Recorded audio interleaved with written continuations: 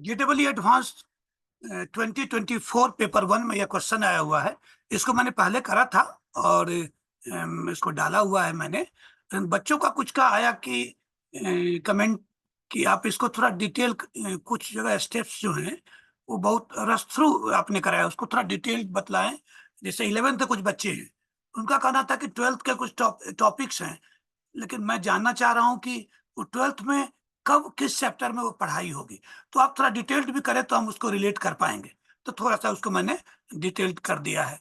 Late f be a continuously differentiable function on the interval open interval 0 comma infinity such that f of 1 equals to and limit as t tends to x of t raised to power 10 into f of x minus x raised to power 10 multiplied by f of t whole divided by t raised to power 9 minus x raised to power 9, and this equals 1 for each x greater than 0. Then fx is equal to, अब चार options हैं, इनमें से कोई एक सही है। Continuously differentiable बोलते हैं उस फंक्शन को जिसका डेरिवेटिव कंटिन्यूअस हो उस इंटरवल पर, यानी एफ डैश एक्स कंटिन्यूअस है इस इंटरवल पर, इसीलिए एफ एक्स को कंटिन्यूअसली डिफरेंशिएबल बोला गया इस पर। एफ ऑफ 1 इक्वल्स टू, अब चलते हैं आगे। यह लिमिट वाला जो था उसको हम लोग पहले ले लें। या देखो, यह लिमिट है, लिमिट तो यह लिखा। अब इसको देखते हैं टी, यहाँ इस लिमिट का वेरिएबल कौन है, टी की एक्स। टी एरो के ठीक पहले जो होता है वह वेरिएबल एक्स नहीं, टी। इस लिमिट का वेरिएबल टी है, तो टी की जगह एक्स सब्स्टिट्यूट करके देखते हैं क्या हो रहा है। तो टी की जगह एक्स डालोगे तो x power 10 F of x minus x power 10 F of x divided by x power 9 minus x power 0.0 आ रहा है। तो 0.0 आ रहा है और अजीबो गरीब एक्सप्रेशन है। तो हम लोग लॉपिटल्स रूल लगा देते हैं। लॉपिटल्स रूल वो क्या है, ऊपर डेरिवेटिव निकालेंगे टी के रिस्पेक्ट में जो वेरिएबल है, न्यूमरेटर का डेरिवेटिव अपॉन डिनोमिनेटर का डेरिवेटिव, यह निकालकर और इस रेशो के लिमिट हम लोग पता इसके इक्वल हो जाएगा। तो यह 1 और इसका डेरिवेटिव यह हुआ। इसमें से अब टी की जगह एक्स डालने पर कोई प्रॉब्लम 0.0 नहीं आ रहा है, ठीक है। तो यह आ गया और हमने बाद में इसमें टी की जगह एक्स डाल के यह बना दिया। थोड़ा लॉपिटल्स रूल को हम एक बार देखते हैं। लॉपिटल्स रूल है क्या, यह देखो ध्यान से देखना। Limit as x tends to a of f of x upon g of x equals question mark, इसकी लिमिट निकालनी है। लेकिन एक्स की जगह ए जब सब्स्टिट्यूट करते हैं या लिमिट ही निकालते हैं तो न्यूमरेटर की लिमिट 0 और डिनोमिनेटर की 0 हो, या न्यूमरेटर और डिनोमिनेटर दोनों की लिमिट इन्फिनिटी हो, 0.0 इन्फिनिटी 1 यह इंडिटरमिनेट फॉर्म बन रहा हो। तुम्हें मालूम होगा 7 इंडिटरमिनेट फॉर्म्स होते हैं, जिनमें से ये दोनों है। तो इन दोनों में से कोई फॉर्म हो और यह लिमिट निकालना हो, और साथ साथ डिनोमिनेटर का डेरिवेटिव और न्यूमरेटर का डेरिवेटिव, सॉरी, न्यूमरेटर का डेरिवेटिव अपॉन डिनोमिनेटर का डेरिवेटिव का लिमिट एक्स टू ए पर एग्जिस्ट कर रहा हो, देन ये दोनों का ट्रू है, यह तो निकालना ही है, यानी यह ट्रू है। तो इन दोनों लिमिट्स के वैल्यू इक्वल होते, यानी यह लिमिट एग्जिस्ट करेगा। यह लिमिट अगर एग्जिस्ट करे डेरिवेटिव के रेशो का लिमिट, तो जो जिस जिस एक्सप्रेशन की लिमिट निकालनी है उसका लिमिट एग्जिस्ट करेगा, करेगा ही। और उसके अलावा इन दोनों के लिमिट्स, यानी इन दोनों के लिमिट्स इक्वल होंगे। ये बड़े काम की चीज है, यानी डेरिवेटिव का लिमिट अगर एग्जिस्ट कर रहा है तो ओरिजिनल जो लिमिट है वह भी एग्जिस्ट करेगा, लेकिन और दोनों के वैल्यूज इक्वल। लेकिन बच्चे गलती क्या कर लेते हैं मल्टीपल चॉइस क्वेश्चंस जो होते हैं उसमें, कि अगर यह एग्जिस्ट किया तो यह भी एग्जिस्ट करेगा, यह तो होता है लॉपिटल्स रूल में। लेकिन यह अगर एग्जिस्ट नहीं करा तो बच्चे कंक्लूड कर लेते हैं इसकी भी लिमिट एग्जिस्ट नहीं करेगा। नहीं, अगर यह लिमिट एग्जिस्ट नहीं कर रहा है, डेरिवेटिव वाला लिमिट, तो यह लिमिट एग्जिस्ट कर सकता है या नहीं कर सकता है। दोनों में से कोई ऑप्शन संभव है, दोनों में से कोई भी सिचुएशन ट्रू हो सकता है। यह एग्जिस्ट करेगा तो यह एग्जिस्ट करेगा ही, और दोनों के लिमिट, दोनों के वैल्यूज इक्वल होंगे। लेकिन यह अगर एग्जिस्ट नहीं कर रहा है तो मत कंक्लूड कर लेना कि यह लिमिट भी एग्जिस्ट नहीं करेगा। यह कर भी सकता है, नहीं भी कर सकता है, ठीक है। ये बड़े काम की चीज है। बच्चे कंक्लूड कर लेते हैं कि नहीं ये एग्जिस्ट नहीं कर रहा है, तो कंक्लूड कर लेते हैं कि ये अभी एग्जिस्ट नहीं करेगा। ऐसा नहीं, तो यही लॉपिटल्स रूल है।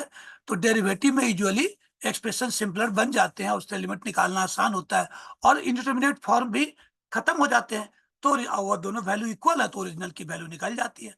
यही लॉपिटल्स रूल है। तो यहां हम लोगों ने कर दिया। अब चलते हैं,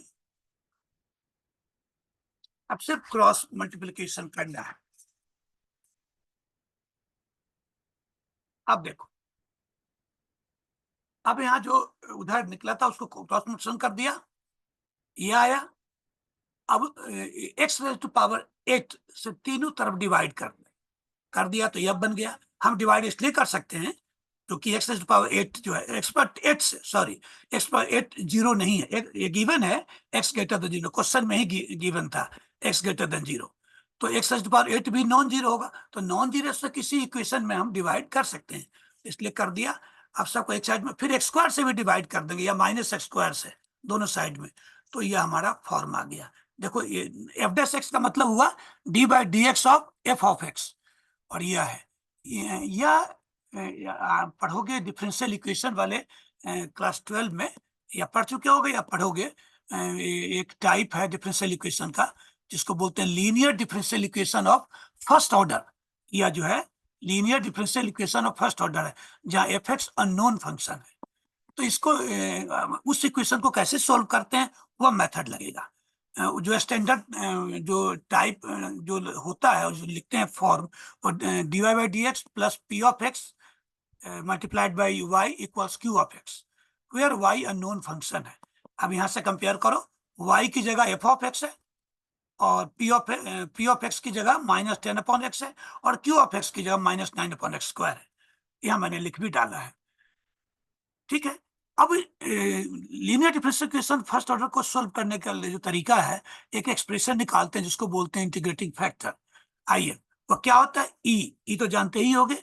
ई जो है नेचुरल लॉ का जो बेस है, उसको ओलर्स नंबर भी बोलते हैं। तो जिसका अप्रोक्सीमेट वैल्यू 2.718 है, ठीक है। और रियल में ओलर्स नंबर बोलना नहीं चाहिए, लेकिन लोग हिस्ट्री में ऐसे बोलते चले आए हैं। ओलर ने या नहीं ई नंबर को डिस्कवर करा था, लेकिन फिर भी क्रेडिट उनको दिया जाता है। ये बाद में कभी डिस्कस करेंगे। E raise to power integral of p of x d x, p of x हमारा यह है, यह डाल दिया, और ये आ गया हमारा। यहाँ पर सी मत लिखना, कांस्टेंट ऑफ इंटीग्रेशन यहाँ नहीं लिखेंगे।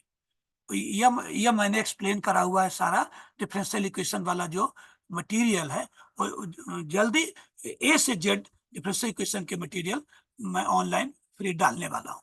तो वहाँ सब डिटेल्स मैंने समझाया हुआ है। तो यह हुआ। और मॉड एक्स एक्स इसलिए हुआ कि एक्स ग्रेटर देन जीरो है, तो जब भी एक्स ग्रेटर देन जीरो हो तो मॉड एक्स एक्स होता है, और इक्वल टू जीरो में भी मॉड एक्स एक्स। तो यह आया। अब इसके बाद ये हो गया एक्स रेज़ टू पावर -10, हुआ यह है एक्सपोनेंट या लॉग में इस चीज को बताते हैं। A raise to power B equals e raise to power B ln of A. ln समझ रहे हो ना, ln का मतलब हुआ log to the base e. ln of x का मतलब log of x to the base e. E जो ओलर नंबर जिसके बारे में बोल रहा, उसी को ln लिखते हैं। और अपने इंडिया में मैथ में अगर बेस न लिखा रहे, log ऑफ एक्स लिखा रहे, तो उसका कन्वेंशन है कि ई बेस है, यानी ln को ही मैथ में इंडिया में एक कन्वेंशन बनाए हुए है। एनसीईआरटी भी फॉलो करता है, सीबीएसई भी, और ये जेडबल मेन और एडवांस्ड में भी। इसका मतलब बेस ई है, तो मैंने ln लिखा, इसमें तो कंफ्यूजन कहीं नहीं है।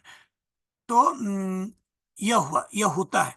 तो यहाँ पर इस फॉर्म में था b-10 ए एक्स, तो हो गया A raise to power B that is x raise to power -10। ये हमारा इंटीग्रेटिंग फैक्टर निकल गया जो हम लोग निकालना चाह रहे थे। अब उसके बाद अब अगला स्टेप होता है लीनियर डिफरेंशियल इक्वेशन को सोल्व करने का। यह क्या होता है, d by d x of y multiplied by integrating factor equals q of x into integrating factor.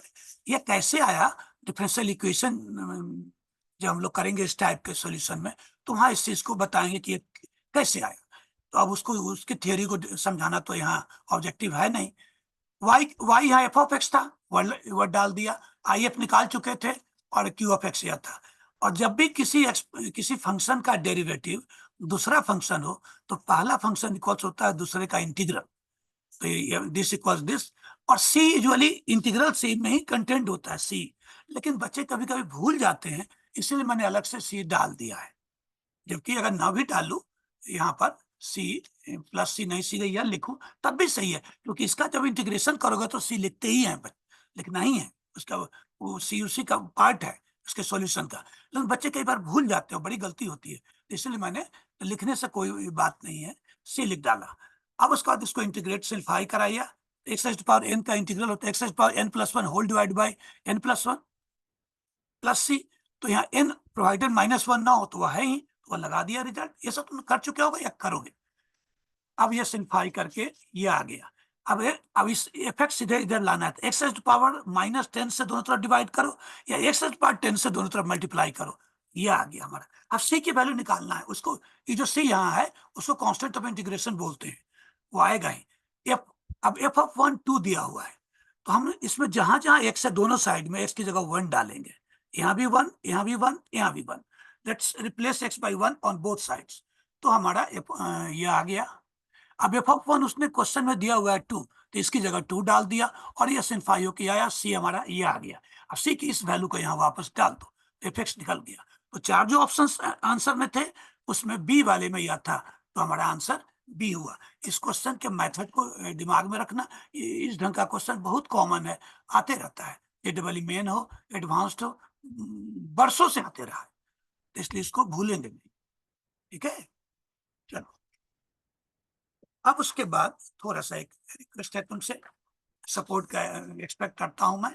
और ये देखना, मैंने वीडियो इधर ही डालना शुरू करा है सोशल मीडिया पर, स्पेशली यूट्यूब पर, तो इसीलिए ये थोड़ा सा सपोर्ट।